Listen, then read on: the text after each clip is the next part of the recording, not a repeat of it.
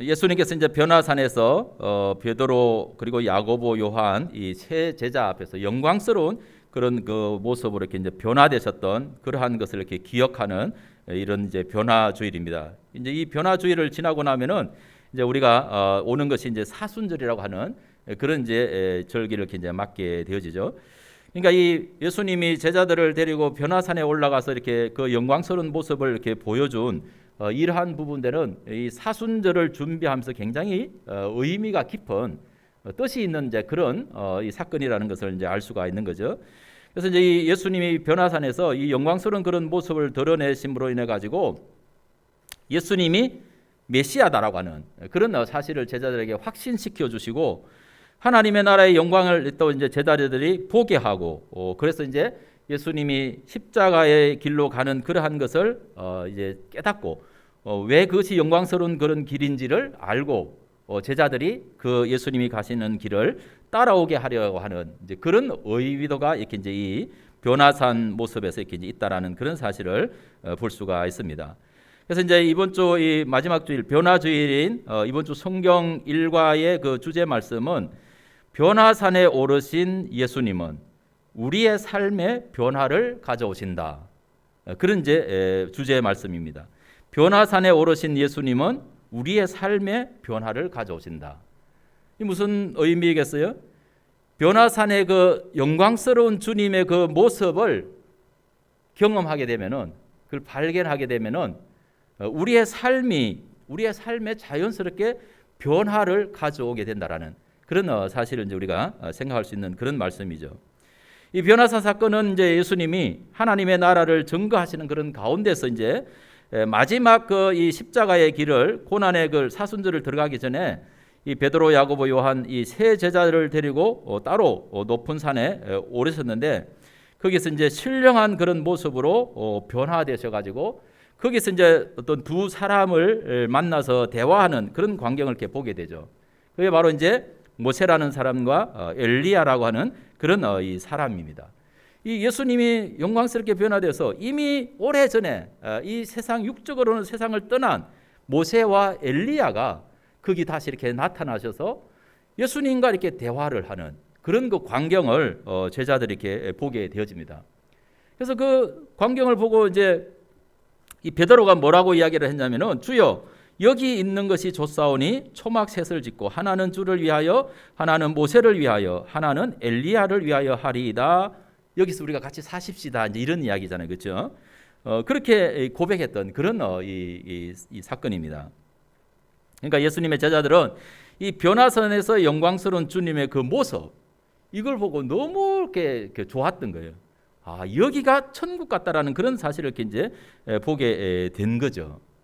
그리고 이제 거기서 이제 보았던 특별한 두 사람, 그 이 율법을 전해줬던 이 모세, 그리고 또 하나님의 놀라운 그런 어떤 능력을 나타내 보여주었던 그 불의 종, 이 선지자 중에 엘리야라고 하는 이 율법의 전수자인 모세, 그리고 엘리야 선지자를 이렇게 이제 거기서 만나게 이렇게 된 것이죠. 사실 이제 유대인들에게 있어서 이 모세와 엘리야는 그들의 그 신앙에 있어서 굉장히 중요한 어떤 그런 역할을 하는 그런 사람들입니다. 왜냐하면 이스라엘의 모든 신앙이 바로 이 모세와 엘리야라고 하는, 그러니까 율법을 전해준 모세와 또 이렇게 그 이 선지자의 대표적인 이 엘리야, 이 두 축이 이 유대 이스라엘 백성들의 신앙의 핵심이에요. 신앙의 핵심. 뭐냐면은 모세를 통해서 준 그 율법의 말씀은 이스라엘 백성들의 모든 어떤 신앙의 어떤 그런 그 이 근거가 이렇게 되어지는 거죠.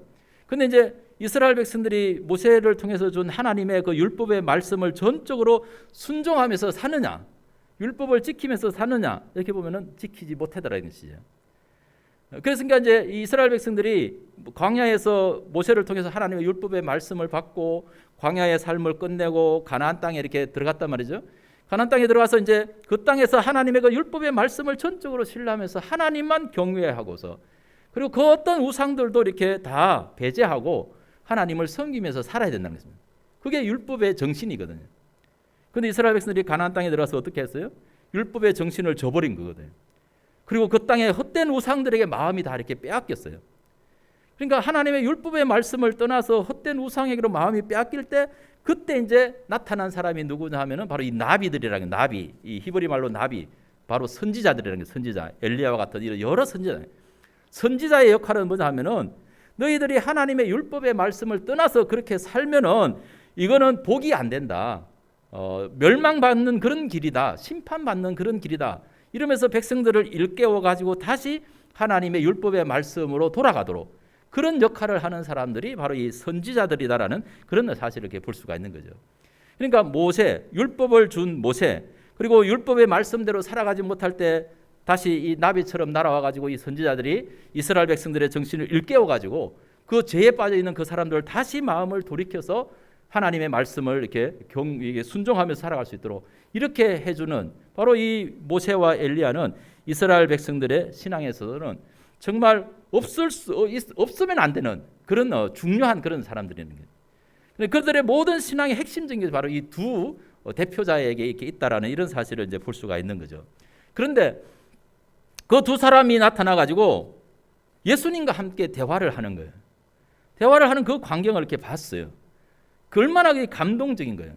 근데 이제 너무 좋아가지고 여기 초막셋 짓고 하나는 모세를 주고 하나는 엘리야를 주고 하나는 주님을 위해서 주고 뭐 우리는 집이 없어도 좋다. 우리는 밑에 그냥 뭐 노숙자처럼 종으로 이렇게 살아도 좋습니다. 그런 의미잖아요. 초막셋을 짓고도 거기 사는 것이 천국이다. 그러니까 뭐 궁궐에 살아서 천국이 아니고 초막에 살아도 이 하나님의 그 영광스러운 그런 그 모습과 그것을 가진 그 하나님과 함께 사는 그곳이 천국이다라는 이런 사실을 이제 고백을 한 거죠. 근데 그 소리를 하고 났는데 어떤 일이 일어났냐면 갑자기 구름이 탁 이렇게 나타나면서 모세와 엘리야는 온데간데 없어지는 거예요. 온데간데 없어지고 예수님만 이렇게 자기들 앞에 딱 이렇게 남은 거예요. 예수님만 딱 남았는데 구름 속에서 말씀이 들려오는 거예요.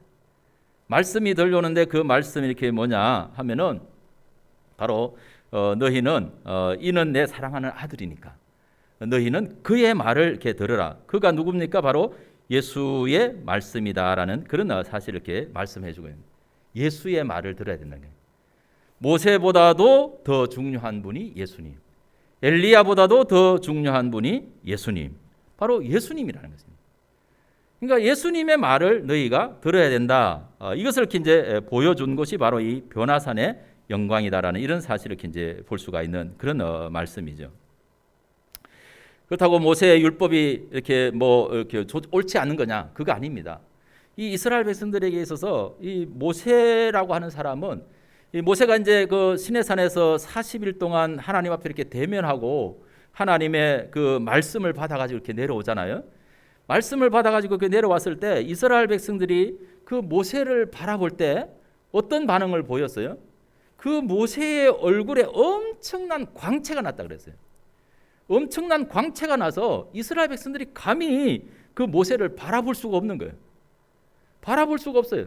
너무 두려워가지고 모세가 하나님과 이렇게 대면하면서 만나고 이렇게 내려왔는데 그런 현상이 나타난 거예요. 그러니까 이제 어떻게 했다 그랬어요? 이렇게 보면은 모세가 어떻게 했냐면은 이 하나님 앞에 나아갈 때는 이제 얼굴에 수건을 벗고 나아가고 백성들 앞에 올 때는 얼굴에 수건을 쓰고 나왔다 그랬어요. 왜냐하면은 모세의 얼굴에 있는 그 영광을 백성들이 보고 너무 두려워하니까 그래서 그 얼굴을 가렸다 그랬어요. 보지 못하도록. 그리고 이제 하나님 앞에 갈 때는 뭐 그게 수건이 필요가 없으니까 하나님 앞에 들어갈 때는 이제 벗고 갔다. 그렇게 이제 출애굽기에 이렇게 말씀에서 이렇게 이제 보여주고 있는 그런 모습을 이렇게 볼 수가 있습니다. 근데 중요한 것은 뭐냐면은 그 모세에게 나타났던 그 영광스러운 그 광채 때문에 백성들이 그를 보기가 두려워가지고 모세가 그 백성들을 위해서 이제 수건을 쓰고 나왔다가 들어갈 때는 또 수건을 벗고 가고 이렇게 했는데 근데 이 모세에게 나타난 이 영광 그것은 뭐냐 하면은 하나님을 만나고 하나님을 경험한 사람의 영광이었거든요. 하나님 주신 은혜였다는 것입니다. 그게 바로 율법이라고 하는 그 말씀 속에서 그 하나님의 영광을 이스라엘 백성들이 경험하고 누리도록 그렇게 주신 그런 말씀이라는 것입니다. 그러면은 이스라엘 백성들이 그 말씀을 통해서 이렇게 이제 하나님의 그 영광을 이렇게 생각할 때 어떤 일이 일어나야 되냐 하면은 이스라엘 백성들 안에서 그 두려움이 없어져야 된다는 것입니다. 그 두려움이 없어져야 되는 거예요. 근데 이스라엘 백성들은 그 두려움이 수건이 벗어지지 않아서 두려움이 없어지지 않았다 그랬어요. 그걸 이제 사도 바울이 정확하게 이제 그걸 설명을 이제 하고 있는 거거든요. 그 사도 바울이 이렇게 보면은 그 뭐라고 이렇게 이야기하냐면 모세의 얼굴에 나타난 그 영광은 이거는 장차 이렇게 없어질 영광이라는 것입니다. 사라질 영광이라는 거죠. 그러니까 그런데도 불구하고 그 영광이 얼마나 영광스러웠는지 감히 이스라엘 백성들이 쳐다보기도 어려울 정도로 영광스럽다는 거예요.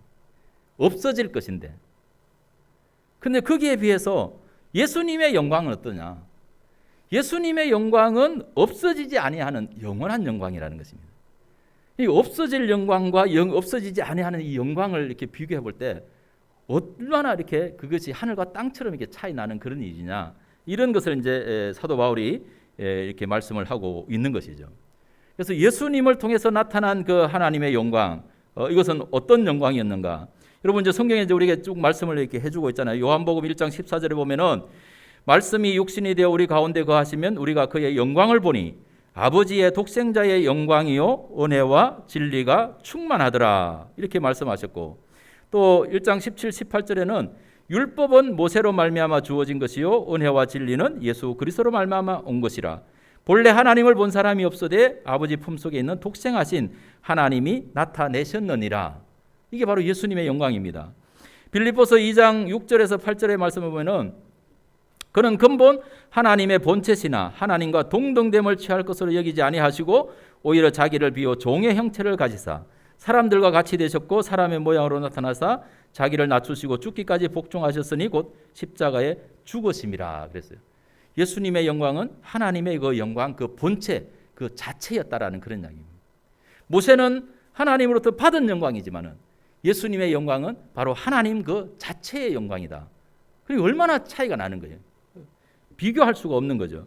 히브리서 1장 1절에서 3절에 보면은 옛적의 선지자들을 통하여 여러 부분과 여러 모양으로 우리 조상들에게 말씀하신 하나님이 이 모든 날 마지막에는 아들을 통하여 우리에게 말씀하셨으니 이 아들을 만유의 상속자로 세우시고 또 그로 말미암아 모든 세계를 지었느니라. 이는 하나님의 영광의 광채시요 그 본체의 형상이시라. 그의 능력으로 말씀으로 만물을 붙드시며 죄를 정결하게 하는 일을 하시고 높은 곳에 계신 지극히 크신 이의 우편에 앉으셨느니라. 이렇게 말씀하죠. 그러니까 모세의 율법을 가져다 준 그 하나님을 대면했던 장차 없어질 그 모세의 영광과 바로 없어지지 아니하는 영원한 그 본체로서 하나님의 그 영광을 가진 예수님 어떻게 이렇게 다른가라는 그런 사실을 여기에 이제 보여주는 그런 말씀이죠. 그래서 이스라엘 백성들이 들어야 될 그런 말씀은 모세의 어떤 그런 말도 아니고 엘리야의 말도 아닌 바로 하나님의 영광의 그 본체의 형상이신 바로 예수님의 말을 들어야 된다라고 그렇게 말씀을 하시는 것이죠. 그게 바로 이제 오늘 누가복음 9장 35절의 말씀. 이는 나의 아들 곧 택함을 받은 자니 너희는 그의 말을 들으라. 이렇게 말씀하시는 것입니다. 자, 이 음성은 모세보다도 엘리야보다도 예수님의 말씀을 들어야 한다라고 하는 하늘의 계시였다는 것이죠. 예수님은 모세보다도 엘리야보다도 더 위대한 바로 하나님의 아들이심을 증거해주는 그런 확신시켜주는 사건이었다라는 그런 말씀입니다. 그러니까 이 모세가 전해주는 율법의 말씀보다 예수님이 전해주시는 말씀이 무엇이기에 바로 하늘에서는 예수의 말을 들으라고 이렇게 말씀하시는 것인가? 이걸 이제 우리가 생각해 보면은 예수님의 말씀은 요한복음 8장 그 32절에 보면은 너희가 진리를 알지니 진리가 너희를 자유롭게 하리라라고 이렇게 선포하시는 그런 말씀처럼 예수님의 말씀은 모세가 쓴 그 율법의 수건을 벗겨주고 바로 하나님의 구원의 진리를 알게 하셔서 자유케 하시는 그런 말씀이라는 것입니다. 예수님의 말씀은. 그러니까 이스라엘 백성들은 모세가 전해준 이 율법의 말씀을 평생을 들으면서 살았다는 것입니다. 그들이 율법을 평생 동안 그 조상 대대로 수천 년 동안 이렇게 그 율법의 말씀을 듣고 살아왔지만은 그 율법의 말씀을 통해서 이스라엘 백성들은 죄사함의 진리가 뭔지를 몰랐다는 것입니다. 죄사함의 진리를 알지도 못했고 자유가 무엇인지도 몰랐다라는 그런 이야기입니다. 평생을 듣고 수천 년을 자손 대대로 들어왔는데 율법을 통해서 그걸 깨닫지를 못했다라는 거는 얘기예요. 왜 못 깨달았을까요? 그들의 마음에 수건이 안 벗겨졌으니까. 수건이 벗겨지지 않으니까 그 진리 말씀을 이렇게 들어도 깨달을 수가 없었다라는 그런 이야기입니다. 그러나 예수님의 십자가 죽으심 그리고 부활은 바로 죄 사함의 진리를 알게 하시고 우리로 하여금 죄로부터 자유케 하셔서 진정한 하나님의 자녀가 되게 하신다라는 그것이 바로 구원의 복음이라는 것입니다. 율법과 복음의 차이를 설명을 해주고 있는 것이죠. 율법은 평생을 듣고 자손 대대로 이렇게 들었지만은 율법을 통해서 그들의 마음의 수건이 안 벗어지니까 자유가 뭔지 구원의 은혜가 뭔지 알지 못한다는 것입니다. 알지 못한다. 하나님의 자녀라고 선택받았다고 이렇게 하는데도 불구하고 하나님의 자녀로서 하나님의 백성으로서의 자유와 기쁨 이 은혜가 없다는 것입니다. 늘 그러니까 죄의 종으로 산다는 것입니다. 그런데 예수님의 복음은 그게 아니고 그 복음은 단번에 누구로 하여금 모든 사람들로 하여금 바로 하나님의 진리를 알게 하고 죄로부터 자유함을 얻게 하고 하나님의 구원의 은혜를 깨닫고 누리게 하는 하나님의 참된 자녀가 되게 하는 그런 그 복음의 말씀이다라는 이런 사실을 우리에게 보여주고 있는 것이죠. 그러니까 여러분 우리가 누구의 말을 들어야 되겠어요? 모세의 율법의 말씀을 듣고 살아야 될 것이에요? 아니면은 예수님의 복음의 말씀을 듣고 살아야 되는 거예요? 우리는 당연히 예수의 복음의 말씀을 들어야 돼요. 그래야만이 우리는 하나님의 진리를 알고 자유가 무엇인지를 알고 구원의 은혜가 무엇인지를 알고 그게 감사할 수 있게 된다는 그런 사실을 깨달을 수 있는 그런 말씀입니다. 예수님의 십자가 죽음, 부활 바로 이것은 죄사함의 진리를 우리에게 가르쳐주고 죄로부터 우리를 자유케 해서 우리가 진정한 하나님의 자녀가 되게 하는 바로 이 복음을 우리가 들어야 된다는 말씀인 줄로 저와 여러분들이 알게 되시기를 간절히 바랍니다. 그렇기 때문에 예수님의 이 변화사 사건은 이 예수 그리스도가 진정한 하나님의 아들이시다라고 하는 이런 것을 증거하고 예수님이 말씀하신 것처럼 누구든지 나를 따라오려거든 자기를 부인하고 자기 십자가를 지고 나를 따르라 그렇게 말씀을 하시는 것이죠. 그러니까 이 주님이 가시는 이 십자가의 길 이것을 이렇게 따라가는 것이 바로 하나님의 영광에 이르는 그런 삶이라는 사실을 우리에게 보여주고 있는 그런 말씀이죠. 근데 우리가 이 말씀을 잘 이해하기 위해서는 바로 이제 이 변화산의 사건이 있기 바로 전에 어떤 사건이 있었는가라는 것을 이제 우리가 알 필요가 있다라는 그런 이야기죠. 이 변화산의 사건이 있기 바로 전에 어떤 사건이 있었냐면은 저 가이사랴 빌립보 지방을 이렇게 가다가 예수님이 제자들에게 물었던 적이 있잖아요. 너 세상 사람들이 나를 누구라고 하더냐 이렇게 하면서 물어봤잖아요. 근데 이렇게 세상 사람들이 주님은 선지자 중에 하나다, 세례 요한이 다시 부활했다, 엘리야가 다시 나타났다, 이런저런 이야기를 하더라는 거죠. 근데 이제 예수님이 제자들을 향해서 그럼 너희는 나를 누구라고 하느냐 이렇게 물어봤다는 거죠. 그때 베드로가 이제 고백하기를 주는 하나님의 그리스도이시니다. 이제 여기 누가복음에서는 주는 하나님의 그리스도이시니다 이렇게 이제 고백한 것으로 이렇게 이제 끝났지만은 마태복음에 보면 더 구체적으로 더 세세하게 이렇게 이제 그 이야기를 하고 있죠.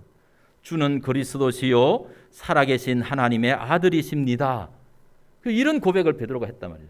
예수님이 그 고백을 듣고서 너무나 기뻐가지고 베드로를 엄청나게 축복을 해줬다는 그런 사건 아닙니까?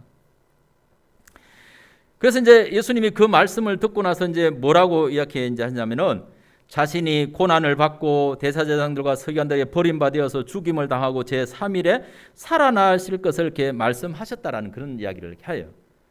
마태복음에서도 하고 누가복음에서도 똑같은 그런 말을 이렇게 합니다. 근데 이제 누가복음에서는 이제 그렇게만 말을 하고 이렇게 이제 많은데 마태복음에서는 이제 이것도 또 구체적으로 또 이야기하고 있어요. 예수님이 내가 이제 이 그리스도다, 하나님의 살아계신 하나님의 아들이다. 베드로가 이제 이 이야기를 했기 때문에 이놈이 정말 믿음에 확신한 어떤 것이 있구나. 그렇게 이제 생각하고 예수님이 이제 자신이 가는 그 길에 대해서 이야기를 해줬잖아요. 인자가 고난을 받고 대사장들과 서기관들과 이런 바리새인들 율법사들에게 이렇게 버림받아 가지고 고난을 받다가 십자가에 죽었다가 3일 만에 다시 살아날 거다.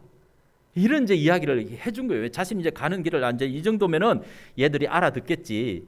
이렇게 하고 이제 설명을 해줬다는 거예요. 왜냐하면은 자신이 하나님의 아들이고 그리스도 메시아라고 하는 그런 사실을 고백했기 때문에 이제 그 말도 할 수가 있다라는 그런 이야기죠.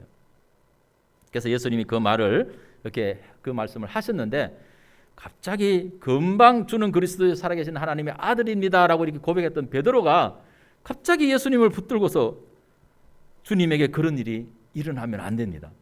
절대로 주님에게 그런 일이 일어나지 못하도록 내가 목숨을 걸고 앞에서 맡겼습니다. 이렇게 하고 나왔다는 거 아닙니까? 그러니까는 예수님이 아니 그 모습을 보면 너무 감동을 받아야 될 거 아니겠죠? 자신이 십자가에 죽으러 간다. 죽임을 고난을 받고 죽임을 당해야 된다 그런데 아유 절대 주님 그런 일을 당하지 않도록 제가 목숨 걸고 이렇게 지키겠습니다. 주님에게 절대 그런 화가 미치지 않도록 제가 하겠습니다. 얼마나 감동스러운 소리. 그런 성도가 있어야 목사가 목회할 맛이 나지 않겠어요? 그런 성도가 있어야 목사가 목회할 맛이 나겠죠. 예수님의 얼마나 베드로가 참 귀해요. 그런데 예수님의 답변이 뭐라 그랬어요?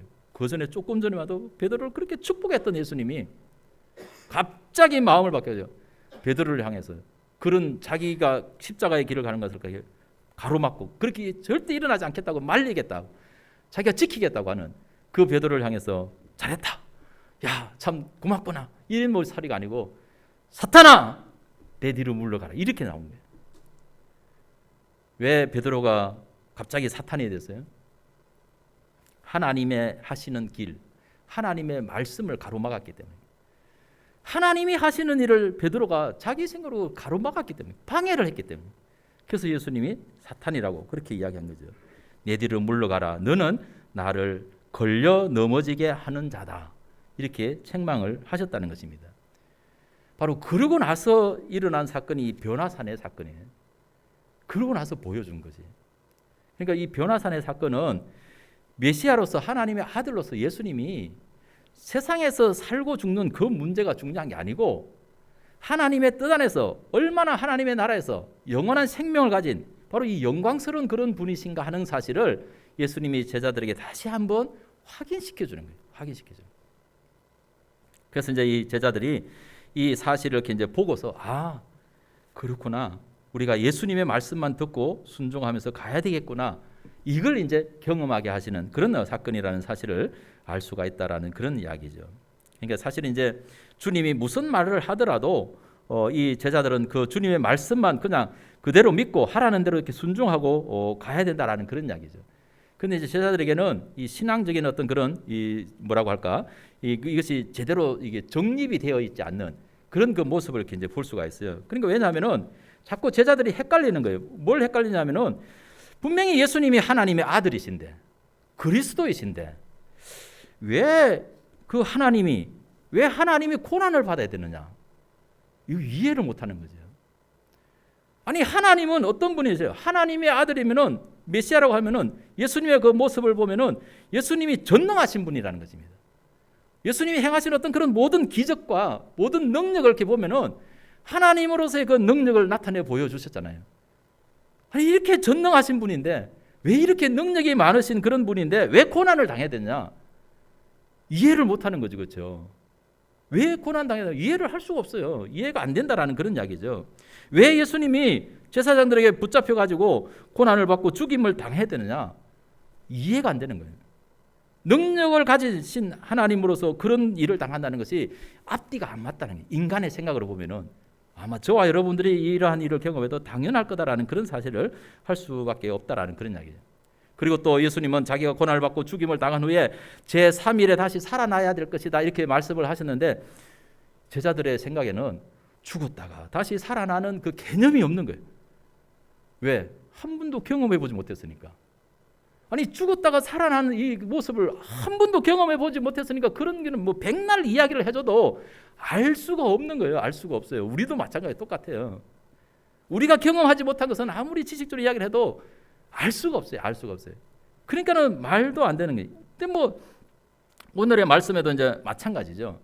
이 죽었다가 다시 살아나는 걸 도무지 깨닫지를 못하는 거예요. 언제 가서 깨닫느냐? 나중에 그 일이 경험하고 나서 예수님이 미리 이제 제자들에게 모든 일을 알려주는 것은 뭐냐면은 내가 다 그렇게 갔다가 십자가에 죽었다가 다시 이제 부활했을 때 그때서야 이제 너희들이 내가 한 모든 말이 무슨 말인지 그때서야 이해를 하고 깨닫고 이제 따라올 것이다. 이런 사실을 이렇게 이제 미리 다 이렇게 보여주시는 거예요. 예수님이 어떤 일이 일어나기 전에 그걸 먼저 이렇게 말씀해 주는 것은 그때는 못 알아듣지만은 그 일을 경험하고 나면은 그때서야 그게 그 말씀이셨구나 이렇게 깨달아지는. 그래서 이제 확신을 하게 되는 그런 일들을 이렇게 이제 우리가 알 수가 있다라는 그런 이야기죠. 여러분, 우리가 세상에서 사람들이 사는 삶도 이렇게 보면 그래요. 어떤 때는 뭐 어떤 일을 이렇게 말을 해줘도 그게 무슨 이야기인지를 몰라가지고 그때는 그 뭔 소리야 이렇게 하다가 나중에서 어떤 그런 일을 경험하면은 그게 그 소리였구나 이런 것을 이렇게 깨닫는 그런 때가 있다라는 그런 이야기죠. 바로 예수님이 십자가 고난과 죽음, 이 부활할 것을 말씀하시고는 누구든지 나를 따라오려거든 자기를 부인하고 자기 십자가를 지고 나를 따라오라 이렇게 이야기하실 때, 이렇게 말씀하실 때 사람들은 도대체 자기를 부인하는 것이 뭐고 자기 십자가를 지고 주님을 따라가는 것이 뭔가 이게 아무도 다 이렇게 알지 못하는 그런 뜬소리 같은 뜬구름 잡는 같은 그런 소리였다라는 그런 이야기죠. 그래서 바로 이 엿새 후에 예수님이 이 변화산의 광경을 이렇게 보여준 것이고, 이 사건에서 가장 중요한 말이 뭐냐면은 너희는 모세보다도 엘리야보다도 바로 이 주님의 말 이걸 이렇게 들으라. 이는 내 사랑하는 아들이니까, 내가 택한 자니까 너희 그 주님이 무슨 말을 하든지 너희는 그 말을 이렇게 들으라. 그 말을 듣고 따르라. 이렇게 이제 보여주는 그런 것을 이제 우리가 깨달을 수 있는 그런 말씀이죠. 그러니까 이제 이 변화산에서의 주님의 이 영광을 이렇게 보여주신 이유가 바로 이 영광을 경험한 그런 사람들은 이제 그들의 그 삶에도 변화를 가져오게 된다라는 그런 사실을 이제 우리에게 보여주고 있는 것이죠.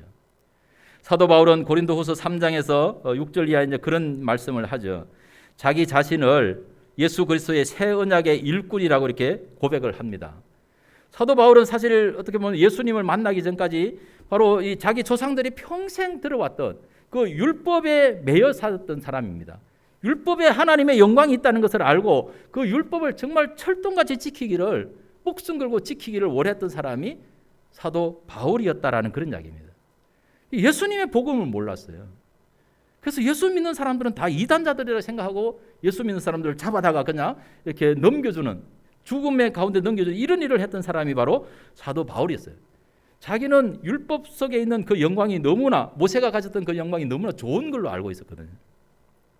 그런데 예수 그리스도를 만나면서 이 사도 바울이 완전히 180도 바뀐 거 아닙니까? 자기가 이렇게 이제 예수 그리스도의 복음을 전하는 그런 하나님의 종으로서 너무나 자기가 복음 전하는 이 일이 너무 영광스럽다는 것입니다. 아니, 율법 안에 있었을 때도 어떻게, 율법의 조문 안에 있었을 때도 영광스러웠는데, 그런데 예수 그리스도를 통해서 하나님의 영으로 이루어진 이 복음 안에서 보니까 율법의 영광은 아무것도 아니고 복음의 영광은 말할 수 없는 그런 영광이다. 그렇게 이제 사도 바울이 고백을 하는 것이죠. 그런데 알고 보니까 이 율법의 조문, 이거는 죽이는 것이고 영은 살리는 것이다. 그렇게 이제 사도 바울이 고백을 하죠.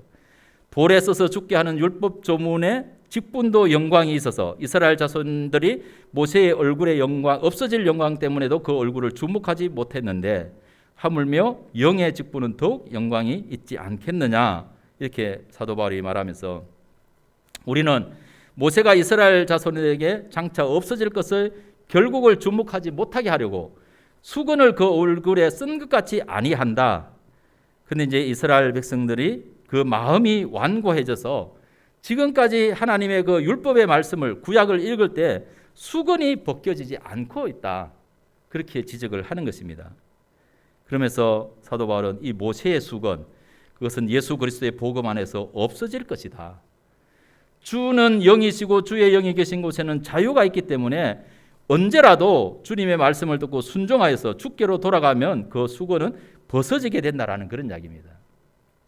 그런데 놀라운 것은 율법 안에서 수건이 벗어지면 하나님에 대한 그런 두려움이 없어야 되는데 예수님의 십자가 복음을 통해서 수건이 벗어진 사람은 하나님이 두렵지 않다는 것입니다. 분명히 율법을 통해서 하나님의 복음을 제대로 들었다면 하나님에 대한 두려움이 없었을 텐데 그게 없어지지 않더라는 것입니다. 오히려 율법을 알면 알수록 더 하나님에 대해서 두렵다는 것입니다.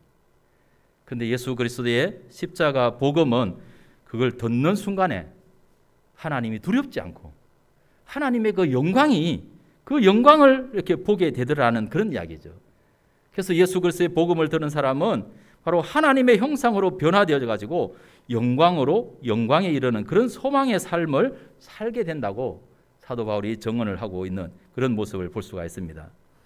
주현절의 이 마지막 주에 예수님의 그 변화산의 이 영광스러운 모습을 보여주시면서 이는 내 사랑하는 자니 너희는 그의 말을 들으라 라고 하시는 이 음성을 들려주시는 것은 주님을 따르는 그런 모든 사람들이 변화산의 영광의 그 모습을 이렇게 생각하면서 우리도 주님과 함께 영광 속에서 살 소망을 가지고 주님이 가신 그 십자가의 길을 따라갈 수 있게끔 그렇게 우리에게 말씀해 주시는 줄 믿으시기를 간절히 바랍니다. 이번 주 수요일부터 사순절이 시작됩니다. 사순절은 우리의 구원과 영원한 생명의 복을 위해서 예수님이 십자가 고난의 길을 가신 그 주님을 묵상하는 그런 절기입니다. 예수님의 가신 그 십자가의 길을 우리가 묵상하는 것은 우리도 자기를 부인하고 자기 십자가를 지고 주님을 따라가기를 결심하는 그런 시간인 줄로 믿습니다. 주님이 가신 십자가의 길은 하늘의 영광을 보지 못하면 우리가 갈 수 없는 그런 길입니다. 그래서 이 변화산의 이 모습은 제자들에게 너무나 중요한 것입니다. 그 영광을 보지 못하면 주님이 가시는 그 길을 알 수도 없고 따라갈 수도 없는 그런 모습이다라는 그런 이야기죠. 저와 여러분들이 이 영광의 그런 모습을 이렇게 우리가 우리 마음속에서 우리 이렇게 보고 또 새기고 주님의 그 말씀을 이렇게 듣고서 이 주님의 영광스러운 그런 모습을 우리도 변화될 그러한 것을 이렇게 소망하면서 이 사순절 기간을 저와 여러분들이 함께 믿음의 길을 걸어갈 수 있기를 축원합니다. 기도하겠습니다. 거룩하신 하나님 아버지 은혜와 사랑을 감사합니다. 예수님은 하나님의 아들이시고 참으로 그리스도이셨습니다. 예수님은 하나님의 뜻을 이루시려고 이제 마지막 그 십자가의 길을 앞에 두고 참으로 제자들이 예수님이 가는 그 길을 따라오게 하려고 변화산에서 하나님의 영광을 보여주신 줄로 믿습니다. 그 영광은 모세의 영광보다도 엘리야의 영광보다도 예수님의 영광은 하나님의 본체의 영광이셨고 모든 사람들은 바로 모세의 말보다 엘리야의 말보다 예수님의 말을 들어야 한다라고 하늘의 계시를 주셨습니다. 그러고 하신 하나님, 이제 우리가 예수 그리스도 안에 있는 십자가 은혜 안에 있는 이 하나님의 영광을 보게 하여 주옵소서. 그래서 우리도 주님이 가신 그 십자가의 길을 당당하게 걸어갈 수 있는 저희들 되게 하여 주옵소서. 예수님의 이름으로 간절히 기도드립니다. 아멘.